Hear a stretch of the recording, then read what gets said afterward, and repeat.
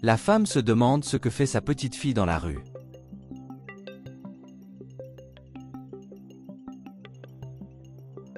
La jeune fille demande de la monnaie en échange du nettoyage de la vitre.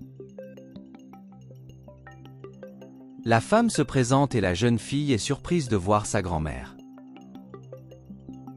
La femme demande à sa petite fille pourquoi elle fait cela. Elle dit qu'elle a besoin d'argent pour acheter de la nourriture. La grand-mère pose des questions sur sa mère. Et la petite fille montre où se trouve sa mère. La grand-mère est malheureuse. La petite fille raconte que le petit ami de sa mère lui a dit qu'il travaillait déjà à son âge et que sa mère pensait que c'était normal. Grand-mère dit qu'elle ne fera plus ça. La femme demande à la jeune fille pourquoi sa petite fille travaille dans la rue pour acheter de la nourriture.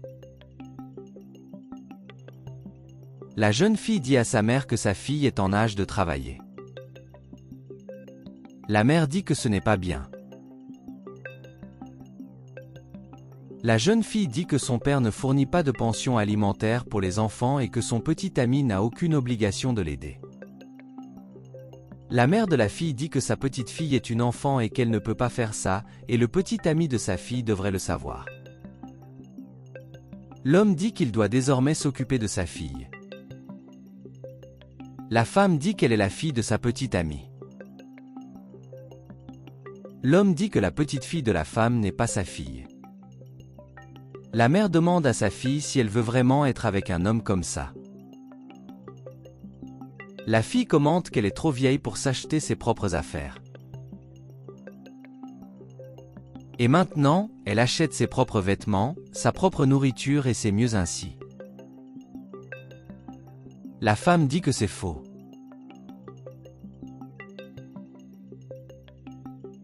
La fille dit que sa mère provoque un drame. Et la mère dit que sa petite fille n'a que 11 ans. Et la fille dit qu'elle n'a pas d'argent pour subvenir aux besoins de sa fille. La mère dit à sa fille d'acheter quelque chose à manger pour sa petite fille.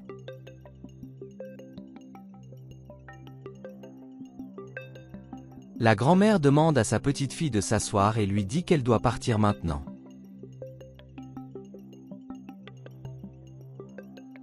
La fille dit qu'elle a faim et demande ce qu'elle a à manger. L'homme dit de demander à sa mère. La fille dit de donner le reste de la collation à sa fille. L'homme dit qu'il vaut mieux que la fille s'assoie à l'autre table, car il ne veut pas que quelqu'un les regarde et pense des bêtises. Et la mère dit à sa fille de partir. Elle demande si elle ne peut pas manger avec eux. L'homme dit que non, bien sûr, et il pue toujours. Il lui donne le reste de son soda et lui dit de s'asseoir à l'autre table. L'homme dit d'en demander plus et la fille dit qu'elle peut demander.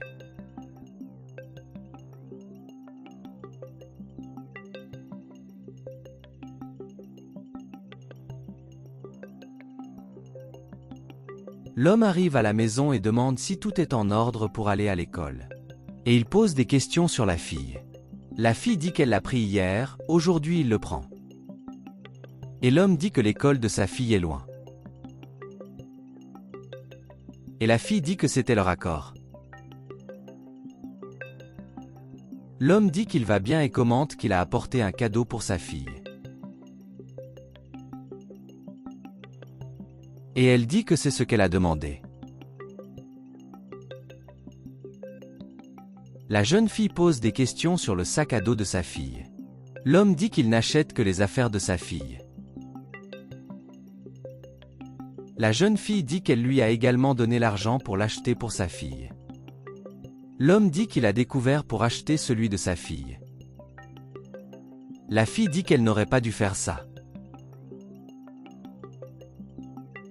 L'homme dit que sa fille est dans une bonne école et a besoin d'un bon sac à dos, et que sa fille peut utiliser n'importe quoi. La fille la remercie. Et la fille n'aime pas ça.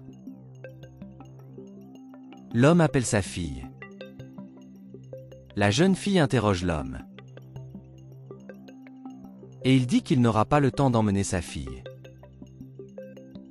Et il termine en disant à la fille de ne plus le serrer dans ses bras, car il n'est pas son père. Elle dit que c'était juste un merci. Et l'homme dit qu'il s'en va. La fille dit qu'elle en a marre de ça. La mère dit qu'elle trouvera un moyen. La fille dit que sa mère dit toujours ça. La mère dit qu'il était le seul à rester avec elle, simplement parce qu'il avait une fille comme elle. La fille n'aime pas ça. Et la mère dit que ce n'est pas ce qu'elle voulait dire. La jeune fille se présente chez sa grand-mère et demande à vivre avec elle. Et il dit qu'il ne veut pas rester dans cette maison avec cet homme. La grand-mère demande à s'asseoir et à expliquer ce qui s'est passé. La fille dit que l'homme ne la traite pas bien. La grand-mère dit qu'elle a déjà parlé à sa mère.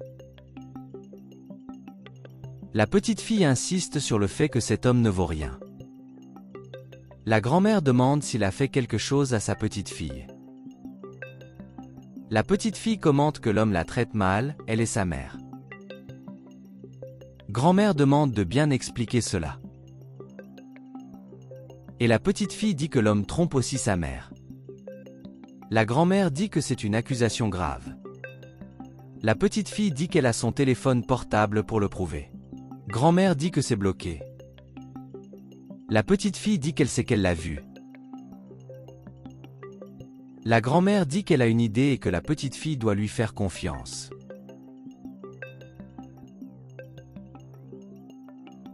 L'homme cherche son téléphone portable.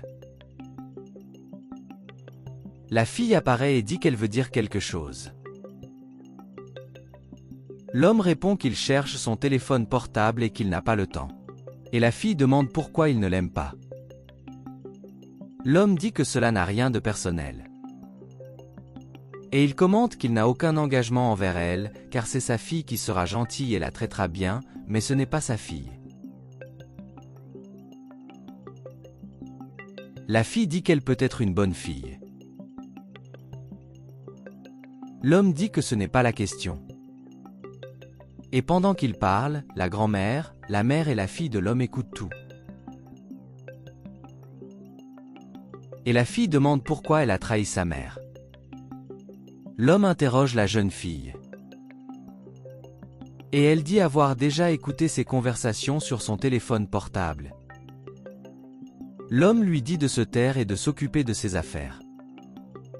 La jeune fille dit qu'elle est au courant de sa trahison. L'homme lui dit de parler bas et de ne pas s'immiscer dans les affaires des adultes. Et la jeune fille demande si ce n'est pas là qu'il parlait à son amant. L'homme dit qu'elle n'a pas ce droit.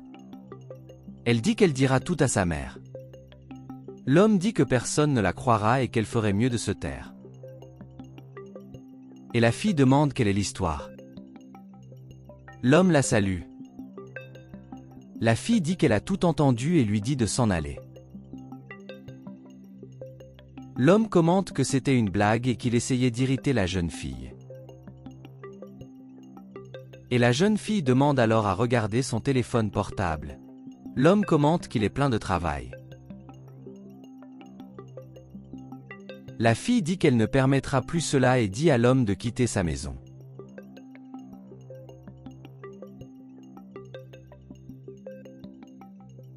L'homme lui demande de ne pas crier, et lorsqu'elle le regrette, de ne pas venir lui parler plus tard. Et la fille lui dit d'aller de l'avant et de quitter sa maison maintenant.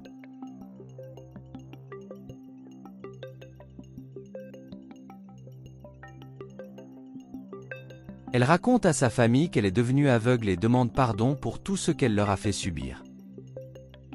Et il ne laissera plus jamais sa fille vivre une chose pareille. La mère de la jeune fille affirme avoir tenté de l'avertir. La jeune fille commente qu'elle sait qu'elle a essayé, mais qu'il est difficile de trouver un partenaire avec une grande fille. Sa mère dit qu'au bon moment, un homme bon apparaîtra dans sa vie. Et la jeune fille dit à sa fille qu'elle ne la laissera plus jamais vivre cette situation. Et la fille dit qu'elle ne voulait pas d'ennui. La fille dit à sa fille qu'elle a fait du mal et lui demande seulement pardon. La mère de la jeune fille dit que tout s'est finalement bien passé. Et tout le monde là-bas s'embrasse joyeusement.